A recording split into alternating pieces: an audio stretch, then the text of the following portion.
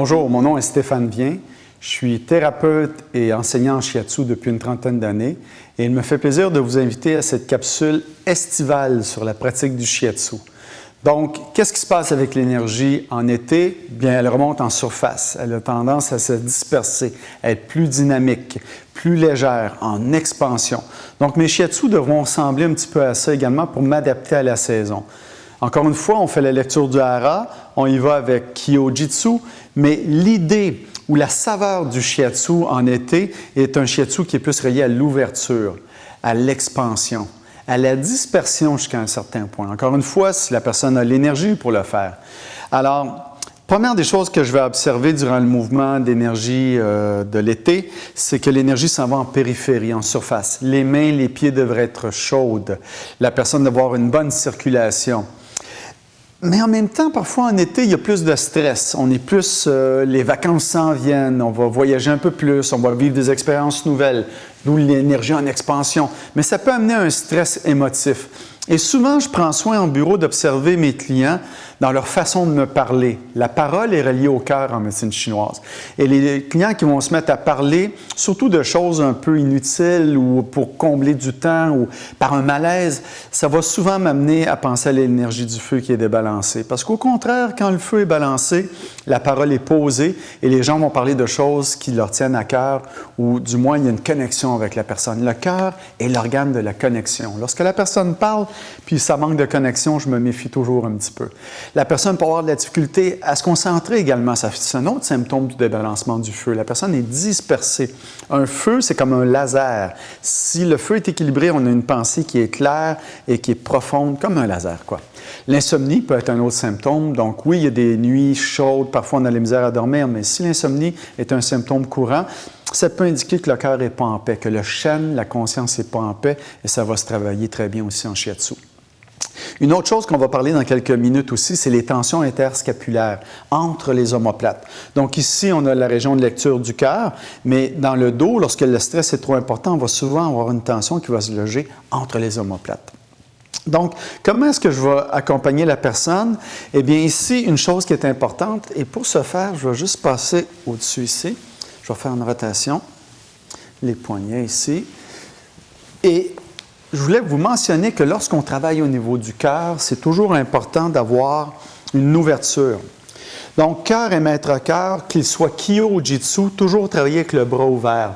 Pourquoi? C'est que l'énergie du cœur, pardon, l'énergie du feu, c'est une énergie d'ouverture. Donc, on veut communiquer au corps ce langage-là d'ouvrir, de faire circuler. Alors, qu'il soit Kyo, Jitsu, cœur, maître-cœur, on va le travailler avec une ouverture comme ça. Une autre chose aussi que je vais vous inviter à regarder, c'est la branche du méridien de Masunaga du cœur dans la jambe. Alors, ici, je vais inviter ma receveuse à se tourner. Si vous voulez vous tourner sur le côté. Pourquoi je place ma receveuse en position latérale? Très simple. Si certains d'entre vous travaillaient avec des gens qui ont eu des traumatismes, que ce soit un accident ou des traumatismes émotifs, c'est important et vous ferez l'essai. Souvent, je vais demander à mes clients, placez-vous comme vous voulez. Et très souvent, lorsque le cœur est débalancé ou le maître-cœur Kyo ou le cœur Kyo, les gens vont se placer en latérocubitus. Pourquoi? C'est qu'ils protègent leur cœur. Ils se mettent dans leur bulle. Alors moi, comme intervenant, je vais me placer ici derrière. Et je vais travailler avec la personne dans cette position-là. Alors, ici, rotation. Et je peux ouvrir le bras ici et travailler le méridien du cœur sans être dans la bulle de la personne, sans être dans son énergie trop intime. Alors oui, bien sûr, cette position-là est préférable lorsque le cœur est Jitsu, lorsqu'il est en excès, mais si je le fais dans l'attitude de préserver l'intimité de la personne, être respectueuse de son énergie, je peux également travailler le méridien de cette façon-là ici. Superbe. Il y a quelques secondes, je vous parlais du méridien de Masunaga qui est dans la jambe. Alors, le méridien de Masunaga est tout près du méridien classique du rein qui est ici. Et j'ai un faible pour cette région-là du méridien du cœur parce que ça me permet de laisser la personne dans son espace à elle et de venir travailler sur l'énergie de son cœur sans qu'elle soit consciente directement de ça. Lorsque je travaille en haut ici, dans la région du bras, il y a un lien direct avec le cœur. Ici, c'est beaucoup plus doux, un peu plus éloigné, et je peux me permettre de venir travailler ici le méridien du cœur, tout en gardant un grand respect pour la personne. Et ici, le cœur et le rein sont tout près un de l'autre. Et je crois que ce n'est pas un hasard. Si vous étudiez les couches de méridiens, la couche antéro-interne, qui est le cœur et le rein, justement, sont déjà connues. Et que ces deux méridiens-là soient si près ici, pour moi, il y a une notion de sécuriser la personne, de lui faire prendre conscience. Les reins, c'est mon potentiel. Hein? Donc, lorsque le cœur est en débalancement et que je viens travailler au niveau de l'énergie du rein, je redonne en quelque sorte à la personne le message qu'elle peut se faire confiance, qu'elle peut dépasser ses peurs et qu'elle peut continuer à avancer. Les jambes sont le reflet de ma capacité de me dépasser, d'aller de l'avant. Et je crois que ce n'est pas un hasard aussi, pour compléter sur cet aspect-là, si les méridiens se retrouvent dans les membres supérieurs et inférieurs en Mastinaga, c'est qu'on peut interpréter leurs fonctions de différentes façons. J'y reviendrai parce que c'est quelque chose qui me tient, sans jeu de mots, beaucoup à cœur. Donc, ici, le méridien du cœur, très bonne position, en haut.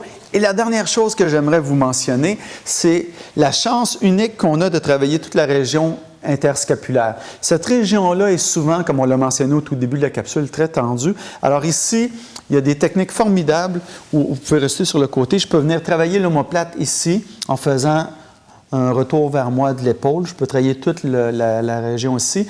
Ou carrément, demander à ma receveuse de se tourner sur le ventre. Et je vais me déplacer pour venir travailler la région ici au niveau du cœur en profondeur. Donc, on peut même, si l'épaule le permet, amener le bras vers l'arrière, bloquer ici et venir travailler toute la région ici, scapulaire. Donc, pour les poumons, pour le cœur, ces techniques-là ici sont formidables. Et comme vous savez, mon amour pour travailler avec les points d'acupuncture, je peux tenir ici le point 9 du cœur, qui est juste en dessous du pisiforme, et travailler ici la région entre les omoplates. Très bonne façon de continuer à calmer le cœur, le temps que je déloge les tensions au niveau du dos. Encore une fois, tellement de choses à faire, tellement de belles découvertes à explorer. Donc, mon souhait, c'est que vraiment vous ayez le goût de mettre ces choses-là en application, de découvrir par vous-même les points qui sont nourrissants pour la personne, de communier avec elle et de sentir qu'on fait une bonne différence, une différence positive dans l'équilibre des gens et leur santé. Alors, je vous souhaite un bon été, bien sûr, et on se revoit dans quelques mois, quelques semaines, pour la capsule sur l'automne. Portez-vous bien et amusez-vous bien. Merci.